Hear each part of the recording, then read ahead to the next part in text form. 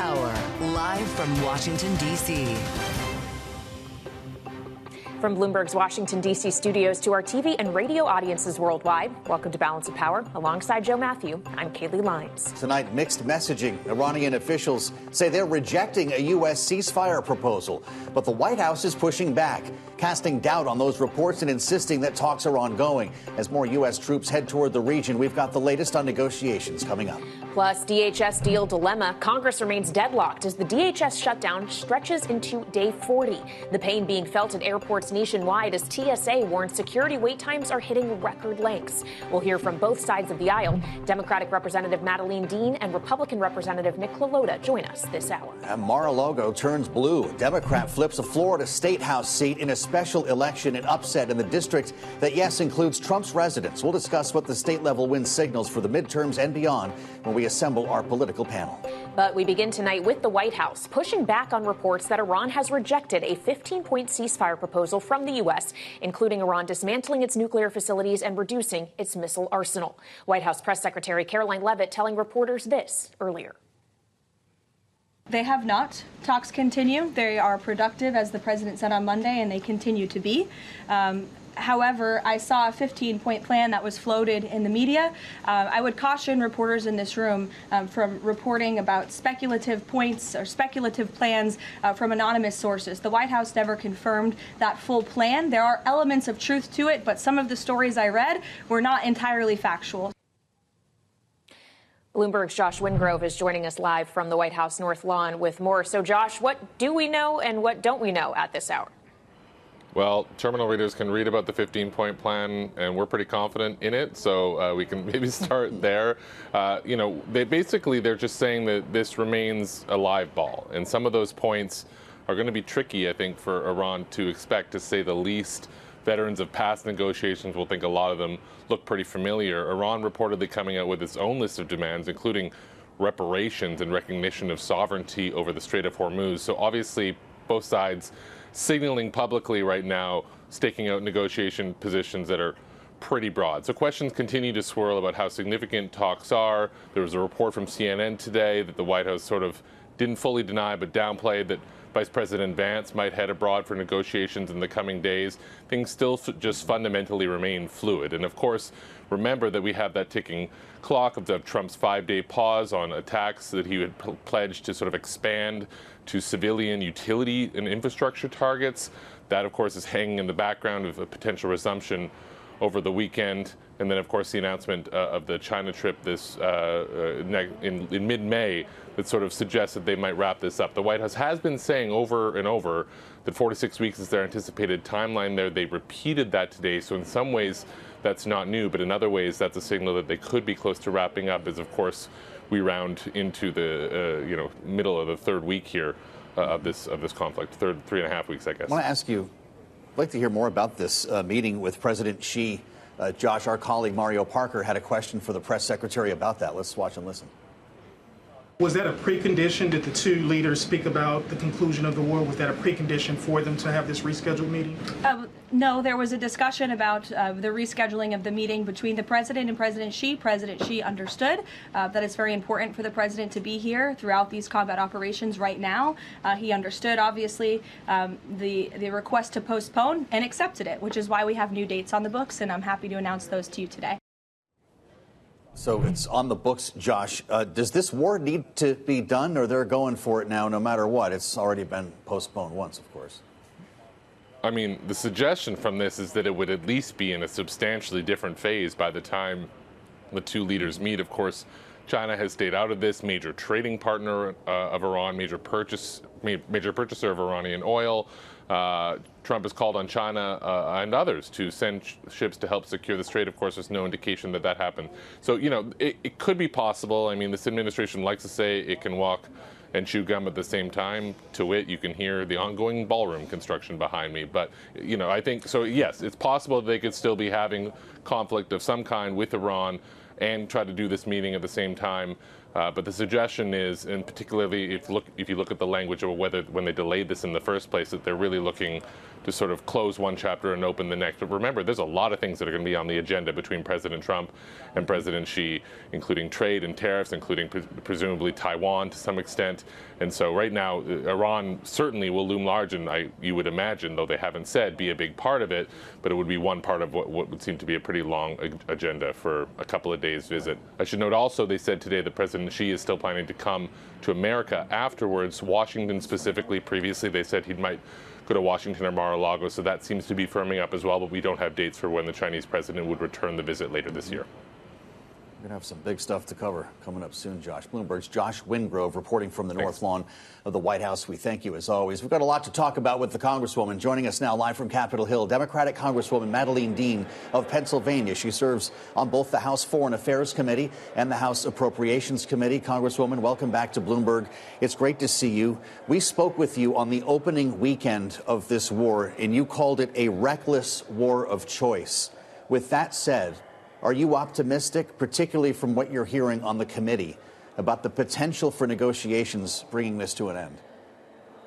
Well, it is amazing that you and I talked just a little more than 3.5 weeks ago with the beginning of this attack, this war in Iran. And it remains a reckless war of choice.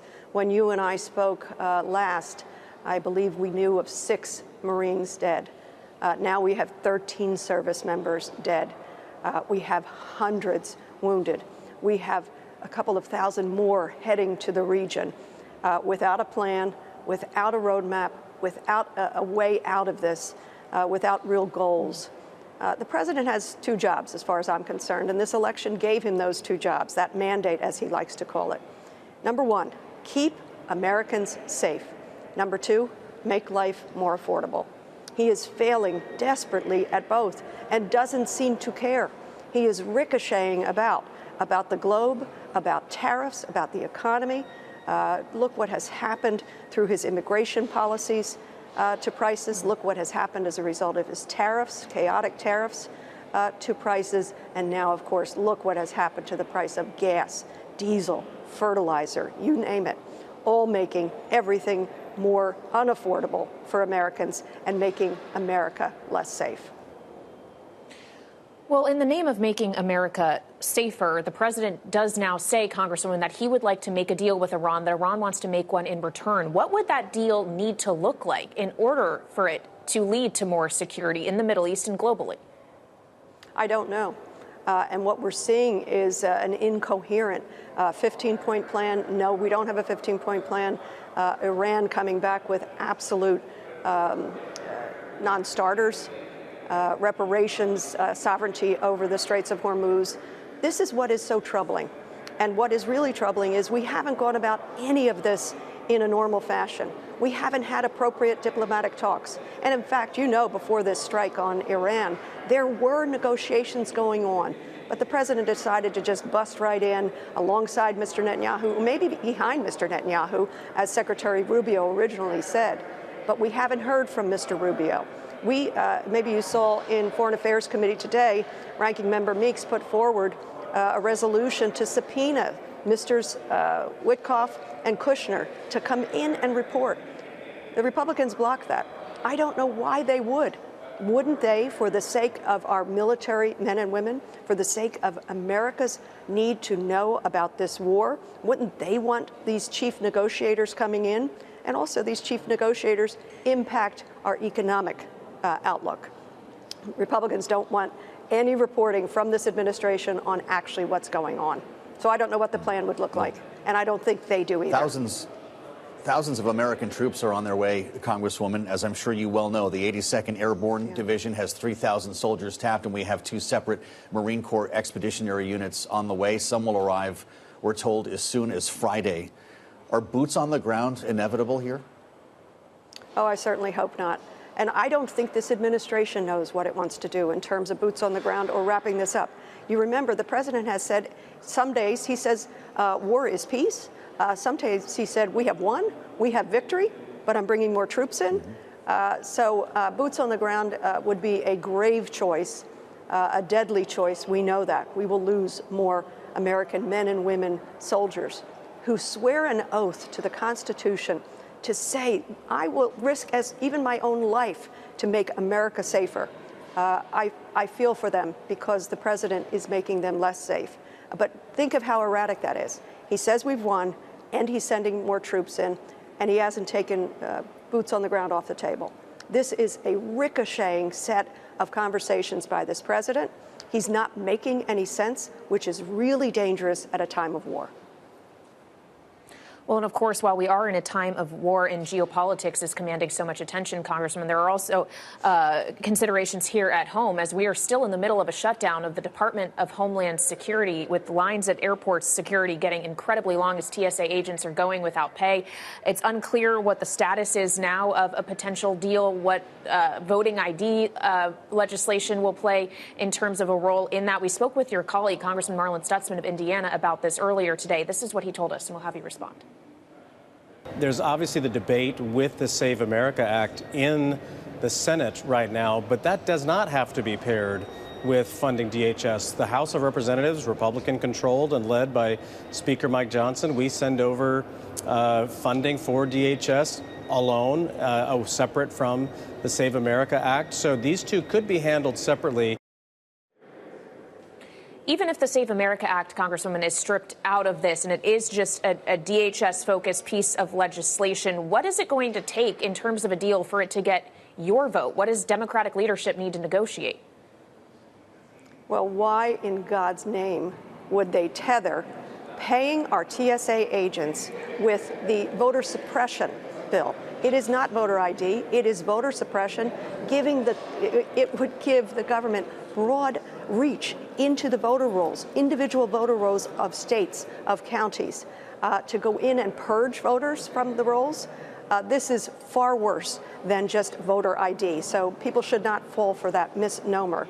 And it should never have been connected to DHS funding. It should never have been connected to paying our TSA workers. I have to tell you, for work, I have flown over the course of the last 2 weeks multiple times, whether it's Philadelphia or other places, and TSA agents have been moving us along swiftly, doing their job. Nobody's griping, and they're doing their job without pay.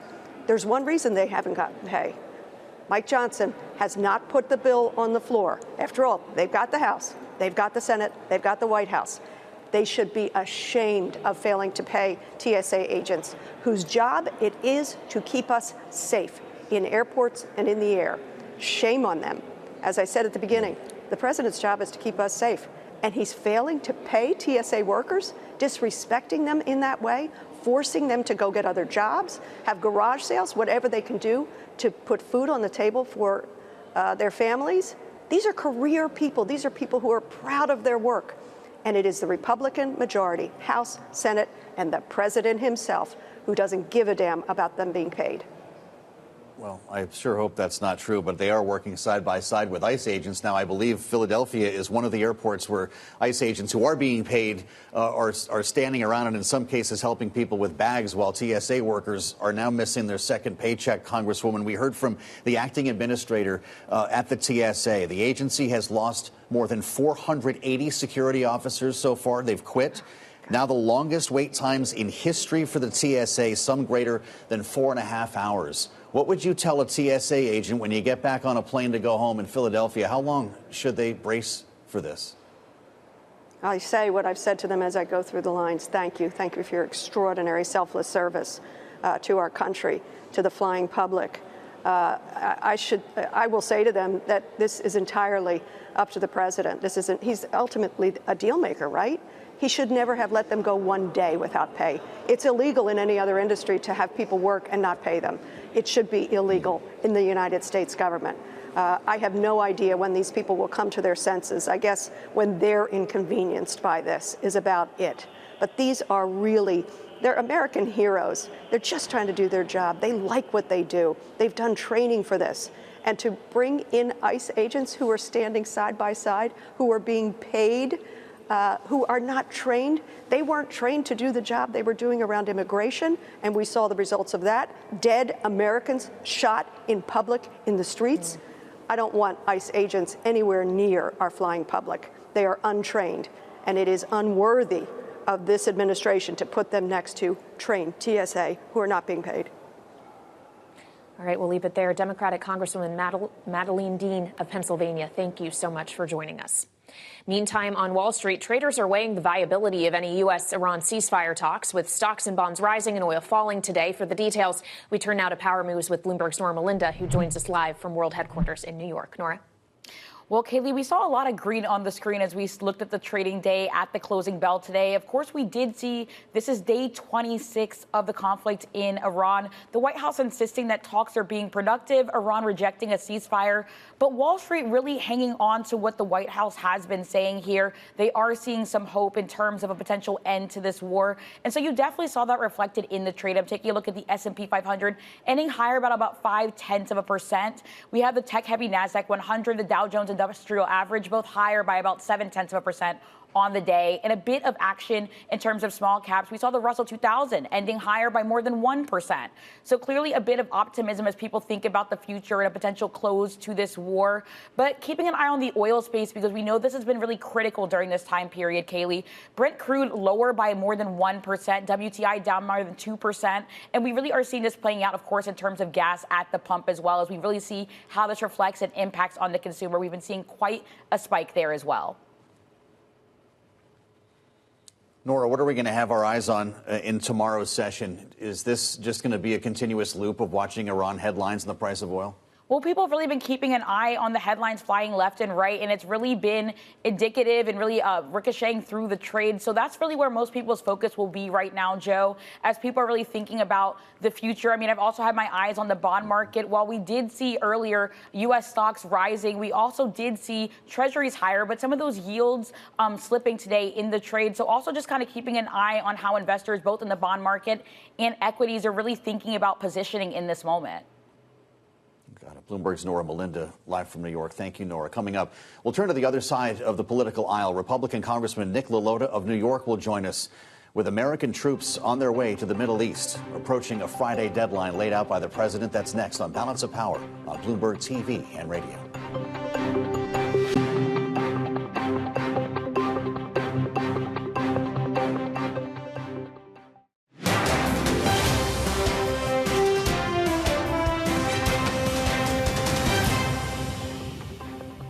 Welcome back to Balance of Power on Bloomberg TV and radio. Alongside Joe Matthew, I'm Kaylee Lyons.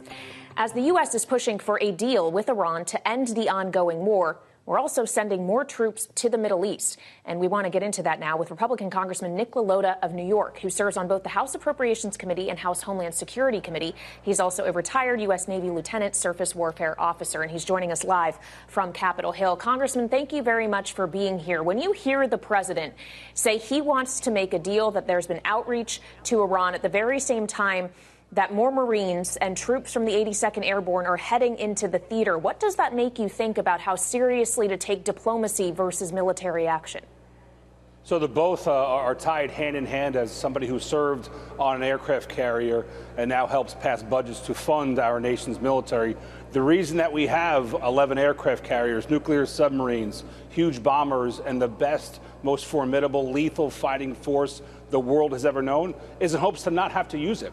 And specifically, when we're engaging in diplomacy with an adversary, a nuclear ambitious adversary like Iran, it's best that Iran understands the full weight and power and might of the U.S. military, and the president is right to flex that in order to achieve an objective to keep Americans safe. And we need to ensure that Iran never becomes a nuclear-capable nation. It was actually one of the few bipartisan applause lines here in Washington when the president had his State of the Union address about 4 weeks ago. Most of my colleagues agree Iran can never have a nuclear weapon, and ensuring that Iran knows that we're serious about that helps put the president and Secretary Rubio in the best position possible to engage in diplomacy. Well, I know you're thinking about your years in the Navy, your deployment on the USS Carl Vinson, Congressman, and your neighbors who are first responders and in many cases active duty military on Long Island. The losses that are associated with wartime are very real to people who live in your district. Is this the right time to be sending Americans to the Middle East to potentially seize Karg Island, we understand, or to reopen the Strait of Hormuz in an effort to stabilize the oil market? Is this what sailors and Marines should be prepared for? Well, I do come from, I appreciate you noting, where I'm from. I do come from Suffolk County. We have the second most veterans of any county in the United States, second only to San Diego County. The red blood runs deep. Where I'm from in Suffolk County, we're proud to have served our nation. We got a lot of cops and firemen from my district in particular. We're proud about this nation's history. We're proud to help secure our public safety, our national security. And a lot of folks where I'm from have stepped up over the years to serve America and to make us safe. I think the president has a couple different goals in mind tactically when it comes to Iran. One, to incapacitate its leadership who has promised to bring death to America for 47 years and has fulfilled that promise all the way back in 1983 in Beirut to the Khobar Towers to wars in Iraq and Afghanistan, has been slaughtering our American troops for years and years. I think that ensuring that we incapacitate that leadership is a worthwhile objective that the Commander-in-Chief has, but also to ensure that we dismantle as best as possible its nuclear arsenal. Third, I think that we need to incapacitate its conventional arsenal, its drones, its missiles, and other ways that can help hide a nuclear weapons program behind. But ultimately, fourth, to achieve an objective of having an open Straits of Hormuz. The president says all options are on the table. I don't think that ground troops are likely to be used for those purposes. I think that we can conduct these missions and achieve those goals mostly through an air campaign. But I'm eagerly watching what happens over there, and I hope it doesn't come to ground troops. Well, while we watch what happens over there, Congressman, we're also watching what is happening here, specifically at airports across the country, as TSA agents are going without pay, and the DHS has been shut down now for 40 days. Are you prepared to vote for whatever deal might come out of the Senate in whatever form if it makes sure those agents get paid as soon as possible? Yeah, I was with some of those agents a couple of mornings ago on my flight into D.C. They've missed 3 paychecks so far, and these are not high-rolling, 6-figure governmental employees who are sitting with their feet behind a desk. These are just good folks who go to work every day to help keep Americans safe, frontline workers, folks who risk themselves and their own safety to ensure that we're safer as well. They should be getting paid. We're 40 days into this. I'm very frustrated with how we've gotten here. This is a very unfortunate partisan world and a very partisan town that we live in. And what used to happen is when Republicans and Democrats disagreed on something, a continuing resolution, a status quo budgeting was how we resolved our main differences. It's how we resolved those differences last Congress when Republicans disagree with Joe Biden's border policy, with his student loan bailout, with his Green New Deal, things that we aggressively objected to. We never took it to defunding the government, defunding a department, or defunding an agency when we disagree with that.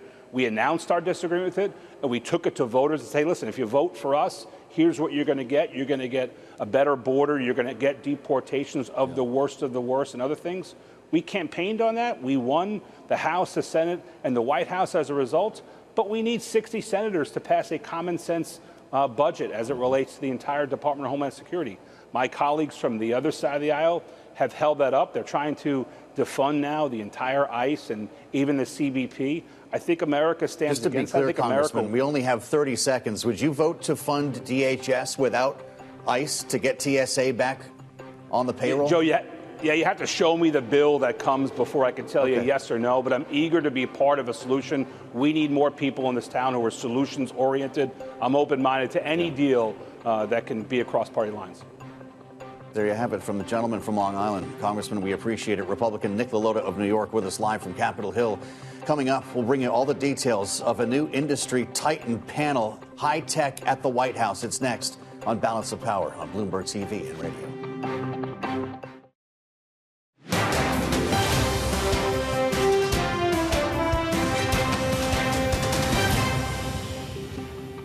This is Balance of Power on Bloomberg TV and radio alongside Kaylee Lyons. I'm Joe Matthew. Thanks for joining us. We learned today President Trump is appointing industry leaders to a new presidential tech council that will focus on AI policy and other science-related issues. The president's Council of Advisors on Science and Technology will include Jensen Huang, Mark Zuckerberg, Mark Andreessen, and Larry Ellison, a who's who.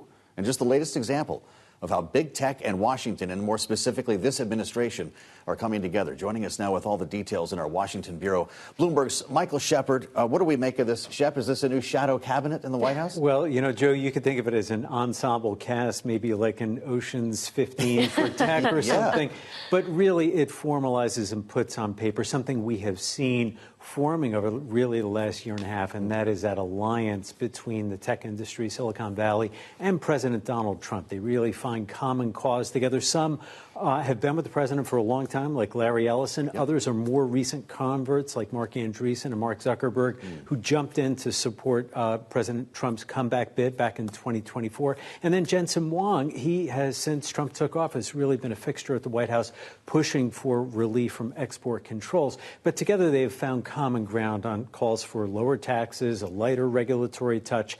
And in a way, you're seeing the agendas merge. And in particular, President Donald Trump has made accelerating AI adoption, in particular, a centerpiece of his economic agenda and his vision. And we all saw that on display yesterday with the Helen Valley Forum here in Washington. A lot of the people who are on this new panel were not present per se, but their presence was really felt in the room, where the administration's agenda was really so much part of the conversation on everything from regulation, but also, for instance, how AI is used in warfare. And it really was quite the discussion, and it really centered on what the administration wants to do. Well, yeah, it's that intersection of artificial intelligence and the war with Iran that is particularly interesting. We actually heard about that from the CTO of Palantir yesterday. Take a listen.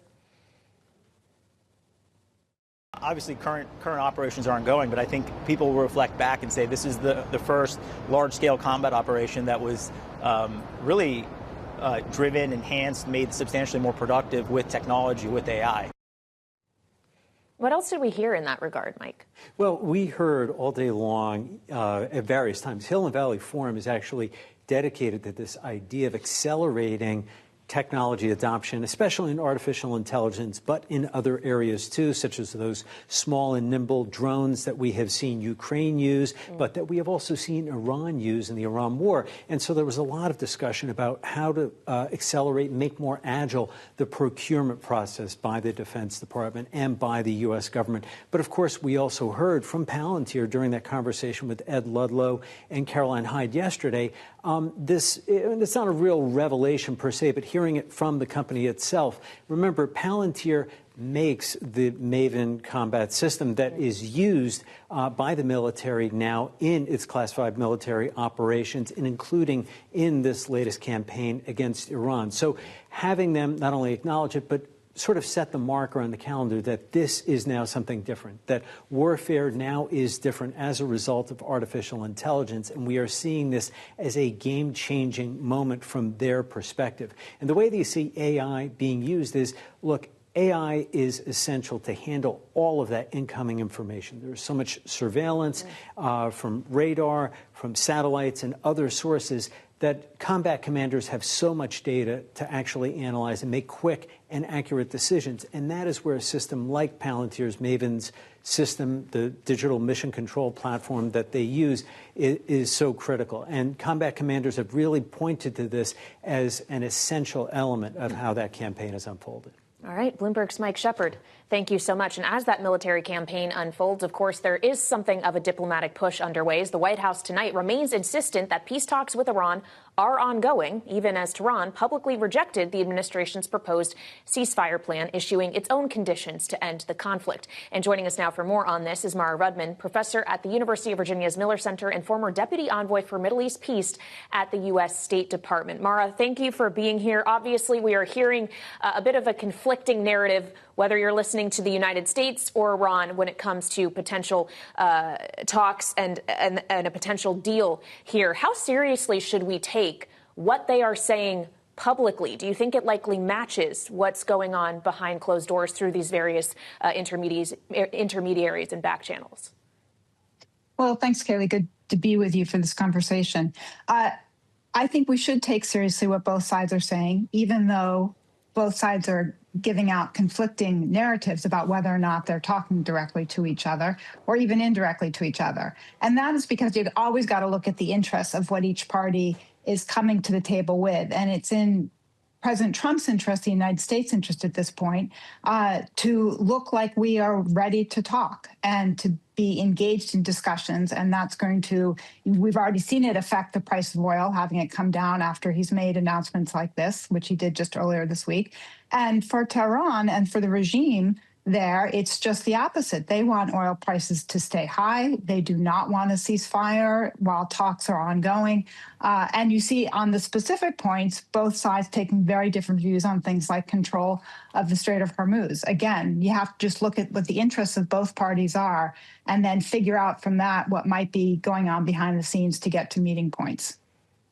Boy, this is getting a little complicated here. Mara, as someone who's actually been involved with the stakes, the high stakes that surround negotiating sessions between nations, how does the administration succeed, assuming that this is all true and real, that back channels are already open and moving information? How do we go from back channels to a formal negotiating table based on the rhetoric you're hearing? Well, I think that's where I have the deepest concern. The Iranian regime has their basic interest is continuation of the regime. And I say that is distinct from the people of Iran, from the country, the regime itself, and their power and control is uppermost in their minds. And they have a history of dealing with the United States, dealing with other parties in one way or another, directly or indirectly in negotiations.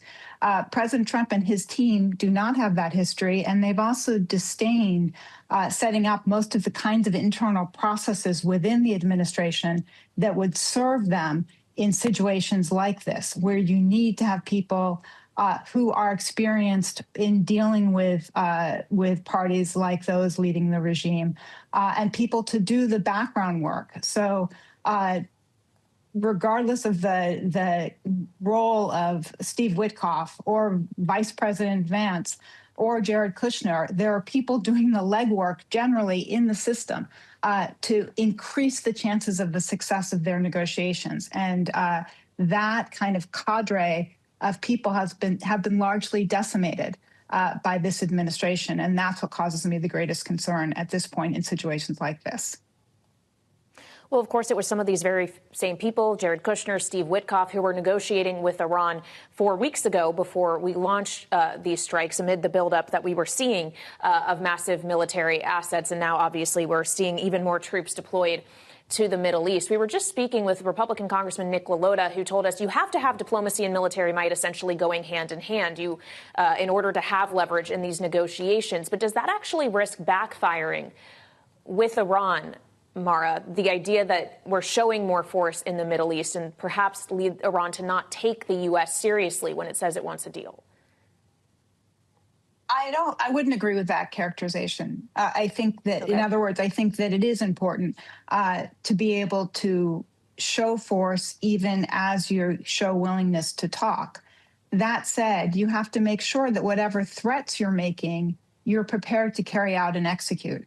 And I don't hear the president or the Secretary of Defense, and that is his title until Congress decides to change it, the Secretary of Defense or the president speaking in terms that are calibrated, that are thoughtful, and that are serious.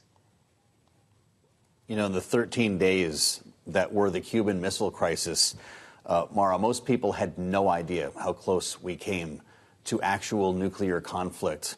And I'm wondering if we do get through this with some peaceful resolution, how we might look back at this week we're in right now as the three of us have this conversation. How close are we to global war?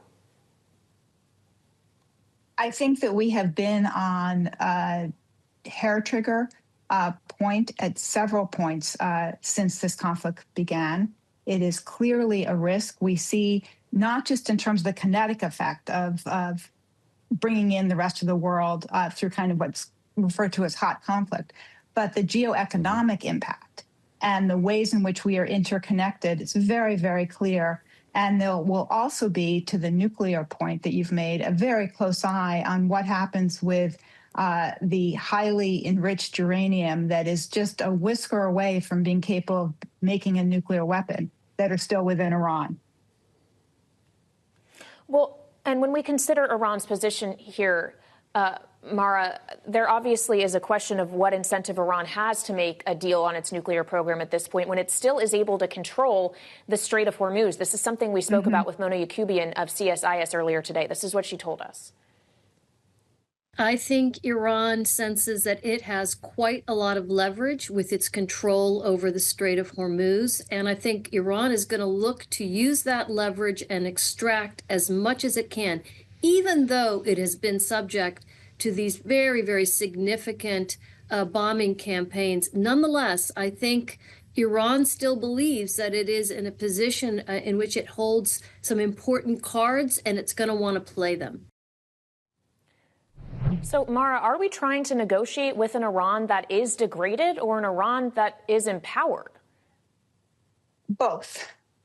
And that is because while Iran has been significantly degraded in terms of the various abilities it has and ballistic missiles and, earlier efforts in terms of its nuclear capabilities and its ability to support militias, this regime is skilled at fighting asymmetrically, at using what tools they have, whether it's small boats to be able to plant landmines or mines in the Strait of Hormuz, other means of intimidation. And so they can do a lot with what is seemingly a significantly degraded overall base. And they can probably continue to do a lot for some period of time. And that is a calculation that the United States and Israel need to factor in. It's great to have you back, Mara. She's professor at the University of Virginia's Miller Center. Mara Rudman, great to have you back on Balance of Power. Thanks. Coming up, a wave of Democratic successes in elections during President Trump's second term has now landed in the president's backyard. We'll bring you the details of what happened in the district that includes Mar-a-Lago, coming up next on Balance of Power on Bloomberg TV and radio.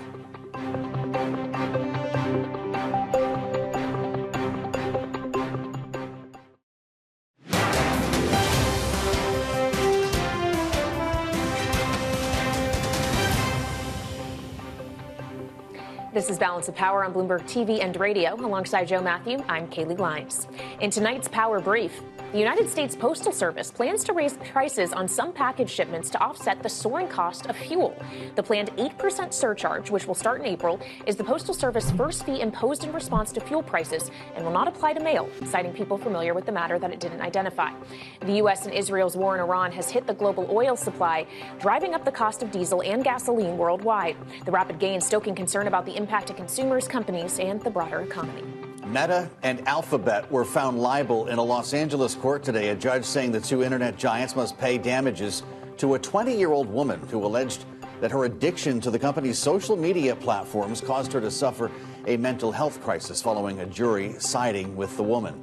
The verdict highlights the financial risk facing the companies from thousands of other suits that claim that Instagram and YouTube are intentionally designed to addict young users without regard to their well-being. The case is the first of its kind to go to trial. Jurors voted 10-2 to hold both companies liable for the claims against them, negligence and failure to warn of the dangers of their products. And a Democratic candidate in Florida delivered an upset victory in a state house special election Tuesday in the district home to President Trump's Mar-a-Lago estate. Democrat Emily Gregory won with more than 50% of the vote in the 87th legislative district, which Trump won by 11 percentage points in the 2024 presidential cycle. The Republican Party currently holds a wide majority in Florida's state house, but this surprise victory could be a warning sign for Republicans ahead of this November's midterm elections. And that's where we begin with our political panel this evening. Lonnie Chen is with us, Republican strategist and fellow in American Public Policy Studies at the Hoover Institution, alongside Democratic strategist Kristen Hahn, partner at Rock Solutions. Welcome to you both. Kristen, obviously, this is a Florida State House race. It's not exactly, huge in terms of a bellwether necessarily, unless it is. How excited does this get you as a Democrat? I mean, I'm always cautiously optimistic in, midterm elections like this, but it's really interesting to see I think it was over a 20-point flip in, the percentage, what she won by 2 percentage points. And it's really, I think, something that can indicate what's going to happen in the rest of the country. And this isn't the first. We've seen, some of these term elections go the Democrats' way. And so if I'm a Republican, I would be really concerned about the trajectory headed into the midterms for sure. We heard from the DNC chair, Ken Martin, Lonnie. He says, if Democrats can win in Trump's own backyard, we can win anywhere. Are we making a little too much out of a state house race? Yeah, look, I think special elections like this one have a sort of situation of their own, and it's difficult sometimes to draw too many conclusions from what is usually a pretty low salience election where you are seeing, energy and turnout on one side more than the other. I think that is something Republicans do need to be aware of, which is where is the energy going into November? And midterm elections traditionally have been pretty bad for the incumbent president, particularly when you're looking at a situation where the president's numbers are in the 30s and 40s, and people are concerned about affordability issues. So that is really the thing to watch, which is where the energy is. If the energy continues to be with Democratic voters, Republicans could have a long night in November. But again, that can change. If there are dynamics that really impact the Republican base and impact turnout, then you could be looking at a very different outcome. So tough to judge too much from one special election or even 4 or 5 special elections. Well, when we think about energy, there's usually plenty of it to go around at CPAC. Lonnie, it's a big conservative celebration, if you will. Is that going to be dampened in any way this year by either infighting within the MAGA movement over a war with Iran, or just this kind of sentiment shift that we're talking about here that seems to be wind shifting away from the Republican Party? Well, the nature of CPAC has changed a lot. I mean, I used to go every year and was something that a lot of Republicans went to. My sense now is it's still very well attended. It is one of these things where if there are fissures in the base, you're probably not going to see them too much at a place like CPAC. I think it will largely be a celebration of the president and the president's policies. It's largely going to be his America First crowd. Of course, will there be some grumbling? There always is. But fundamentally, this is a gathering, I think, that's going to celebrate the president. It's going to celebrate what he's doing in Iran, while recognizing, of course, that beyond the convention hall, beyond the room, there are some very real discussions going on within the conservative movement about what the intervention in Iran means and what the longer-term outcome will be for the country, as well as politically what the impact will be on President Trump and Republicans. I don't know the extent to which they're talking about immigration at CPAC, but I suspect it's an issue that's looming large. And currently with the Department of Homeland Security closed, and it has been for weeks, with TSA agents now going without a second paycheck, there are big questions about how long this might last, particularly with an enhanced domestic terror threat. There was the appearance of a deal at hand last evening. Guys, the president had been talking to Katie Britt. Chuck Schumer was speaking optimistically of the idea that we would siphon off ICE funding and pay for the rest of DHS. Then ICE would be handled by Republicans exclusively in reconciliation. The president had also been talking about attaching the Save America Act to all of this. We got beyond that, but it still this morning appeared that the deal was falling apart. Speaker Mike Johnson spoke to that end and what he saw as a major flaw in this plan. Listen. It's one of the 12 appropriations bills in their annual appropriations packages, and we always have Homeland funded as an entire department. There's obvious reasons for that. It's very important. I don't think we need to be breaking it apart. And so I think that's what the president is reflecting there. He wants Congress to do its dang job. We have done it, the Republicans have, but the Democrats are refusing to go along on that, even though just several weeks ago, they were in favor of it. So much for the deal. Kristen Hahn, does this now make it Donald Trump's shutdown or the Republican shutdown? I'm guessing you saw it that way already. I mean, I did see it that way. I mean, usually, when you have a party that's in control of the administration and the Congress, that's the way it goes.